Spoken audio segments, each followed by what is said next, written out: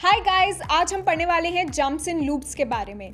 तो last video में हमने पढ़ा कि लूप्स क्या होते हैं और उन्हें इम्प्लीमेंट कैसे किया जाता है। आज हम पढ़ेंगे कि उन लूप्स का जो फ्लो होता है वो कैसे कंट्रोल किया जाता है। वो हम कंट्रोल करते हैं थ्रू जंप्स इन लूप्स, जिसके अंडर 2 स्टेटमेंट्स आती है, एक हमारा ब्रेक स्टेटमेंट और एक हमारा continue statement. These statements are used when we want to control the flow of our loops on meeting some specified conditions. तो इन्हें एक एग्जाम्पल के थ्रू समझते हैं। सपोज एक लड़की है नेहा, जिसको घूमने का बहुत शौक है, लेकिन उसकी मम्मा उसे सिर्फ ऑड डेज पे बाहर जाने के लिए अलाउ करती है। तो इसके लिए एक प्रोग्राम लिखते हैं।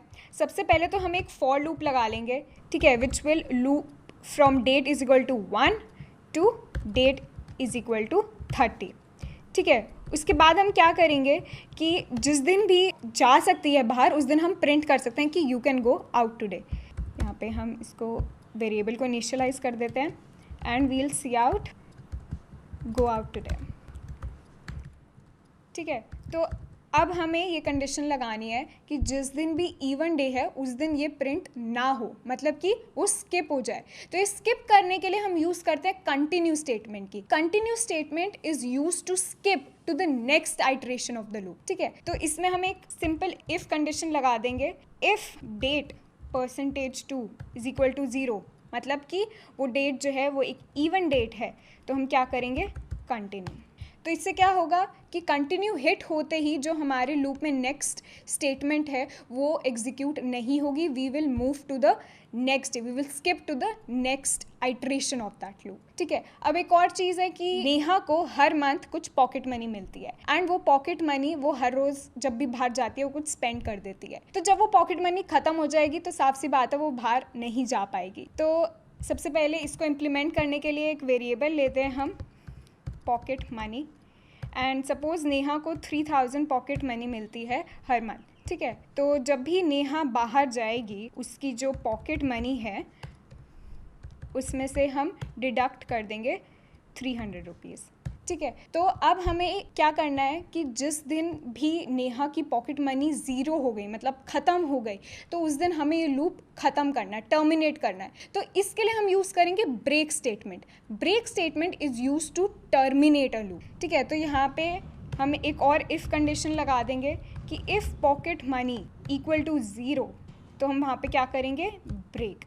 तो जैसे ही पॉकेट मनी 0 होगी ब्रेक स्टेटमेंट एग्जीक्यूट हो जाएगी और हम इस लूप से बाहर आ जाएंगे। तो continue statement is use to skip to the next iteration of that loop and break statement is use to terminate the loop. अब हम कुछ और एग्जांपल्स देखते हैं ब्रेक एंड कंटिन्यू की, तो हमें और बेटर समझ में आएगा इनका इम्प्लीमेंटेशन। तो हमारा नेक्स्ट क्वेश्चन है कि हमें एक लूप दिया हुआ है जिसमें हम प्रिंट कर रहे हैं नंबर्स फ्रॉम 1 to 100। अब हम क्या चाहते हैं कि जो भी नंबर्स 3 से डिविजिबल है वो प्रिंट ना हो, तो हम वो वाले पार्ट्स को स्किप कर देंगे जहाँ पे भी 3 से डिविजिबल होगा नंबर, ठीक है। तो इसके लिए सबसे पहले एक लूप लिख लेते हैं, from int i is equal to 0 to 100, और हम क्या करेंगे, इनको हर एक नंबर को प्रिंट कर देंगे। अब ये चेक करने के लिए कि वो नंबर 3 से डिविजिबल है या नहीं, हम एक इफ़ स्टेटमेंट लगा देंगे i%3 इक्वल टू 0, और जिस टाइम भी ये i की वैल्यू जो है वो 3 से डिविजिबल होगी हम क्या करेंगे, कंटिन्यू। तो कंटिन्यू होने से जो इसके नेक्स्ट वाली स्टेटमेंट है वो प्रिंट नहीं होगी, ठीक है। तो एक बार इसको एग्जीक्यूट करके देखते हैं।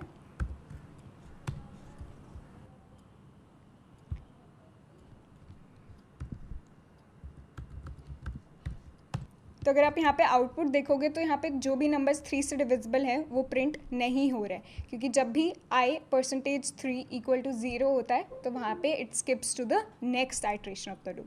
तो हमारे नेक्स्ट क्वेश्चन में हमें बताना है कि कोई गिवन नंबर प्राइम है या नहीं। तो प्राइम नंबर्स वो होते हैं जिनके सिर्फ 2 फैक्टर्स होते हैं, एक वो नंबर खुद और दूसरा 1। तो चेक करने के लिए कि कोई नंबर प्राइम है या नहीं, हम उसे डिवाइड करके देखते हैं from numbers ranging from 2 to n-1, और अगर किसी भी नंबर से वो डिवाइड हो जाता है कम्प्लीटली तो हमें पता चल जाता है कि वो प्राइम नहीं है, it is a non prime number. तो इसको कोड करने की कोशिश करते हैं। सबसे पहले तो हम एक n इनपुट ले लेते हैं यूज़र से, इसके बाद हम एक लूप लगाएंगे, ठीक है, जो स्टार्ट करेगा 2 से, क्योंकि 1 तो सबको डिवाइड करता ही है, तो और ये चलेगा n-1 तक। तो when I right I is less than n यहाँ पे फॉर लूप में, तो इट मीन्स कि the loop will iterate till n-1, ठीक है। तो अब हम क्या करेंगे, हमें चेक लगाना है कि इफ़ n%i इक्वल टू 0, मतलब कि i कोई नंबर n को कम्प्लीटली डिवाइड कर रहा है, तो हम वहाँ पे क्या करेंगे, हम प्रिंट कर देंगे कि it is a non prime. अब क्या हमें आगे वाले नंबर से उसको डिवाइड करने की ज़रूरत है? नहीं, हम यहाँ पे अपना लूप जो है वो ख़त्म कर सकते हैं, क्योंकि हमें पता चल गया कि वो नॉन प्राइम है। तो हम यहाँ पे यूज़ करेंगे ब्रेक स्टेटमेंट का, और अगर ये लूप पूरा चल जाता है, पूरा ख़त्म हो जाता है, तो हमें पता चल जाता है कि कोई भी हमें नंबर ऐसा नहीं मिला है जो n को कम्प्लीटली डिवाइड कर रहा है, तो वी नो कि it is a prime number. अब हमें ये कैसे पता चलेगा कि ये लूप से बाहर जो है ये ब्रेक स्टेटमेंट के थ्रू आया है या फिर ये अपना पूरा लूप कंप्लीट करके बाहर आया है? तो उसके लिए हमें एक और कंडीशन लगानी पड़ेगी। हम क्या कर सकते हैं, हम चेक कर सकते हैं कि जब ये लूप से बाहर आता है तो जो ये आई है इसकी वैल्यू क्या है। अगर ये n के इक्वल है, मतलब कि लूप पूरा फिनिश हो रहा है, तो इसका मतलब वो नंबर प्राइम है। और अगर पहले ही कहीं पे लूप जो है ब्रेक हो रहा है, इसका मतलब कि ब्रेक स्टेटमेंट से हम बाहर आए लूप के, तो उस केस में हम प्राइम जो है प्रिंट नहीं करेंगे। तो सबसे पहले तो इसके लिए हमें i को बाहर डिफाइन करना पड़ेगा फॉर लूप से, और यहाँ पे हम एक चेक लगा देंगे, if i equal to n, तो उस केस में हम ये प्रिंट कर देंगे कि it is a prime number. इसको एक बारी एग्जीक्यूट करके देख लेते हैं, ठीक है। So I am gonna input a number 17 and I get prime. Let's input another number non prime. तो ये हमारा प्रोग्राम जो है सही चल रहा है। अब इसकी एक अलग वेरिएशन होती है इसी क्वेश्चन की। इसमें हमें क्या करना होता है कि हमें सारे जो प्राइम नंबर्स हैं इन अ गिवन रेंज वो प्रिंट करने होते हैं। तो यूज़र ने हमें दो नंबर्स दे रखे हैं a और b, उनके बीच में जो भी हमारे प्राइम नंबर्स हैं वो हमें प्रिंट करने हैं, ठीक है। तो सबसे पहले तो हम यूज़र से इनपुट ले लेते हैं दो नंबर्स। अब यहाँ पे जो है हम यूज़ करेंगे नेस्टेड फॉर लूप्स का। क्यों? एक फॉर लूप तो हमारा चेक करेगा कि वो नंबर प्राइम है या नहीं, जैसे हम लास्ट क्वेश्चन में कर रहे थे।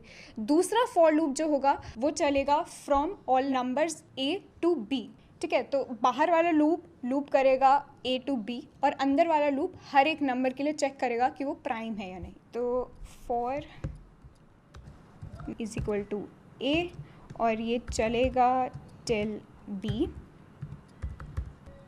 तो इसके अंदर हम एक और लूप लगा देंगे फॉर चेकिंग फॉर एवरी नाम, ठीक है।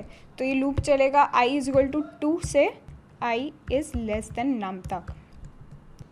एंड कहीं पे भी अगर हमारा नाम %i 0 हो जाता है, दैट मीन्स कि वो नंबर नॉन प्राइम है। तो अगर वो नंबर नॉन प्राइम है तो हमें उसे प्रिंट करने की ज़रूरत नहीं है, we just want to skip to the next number.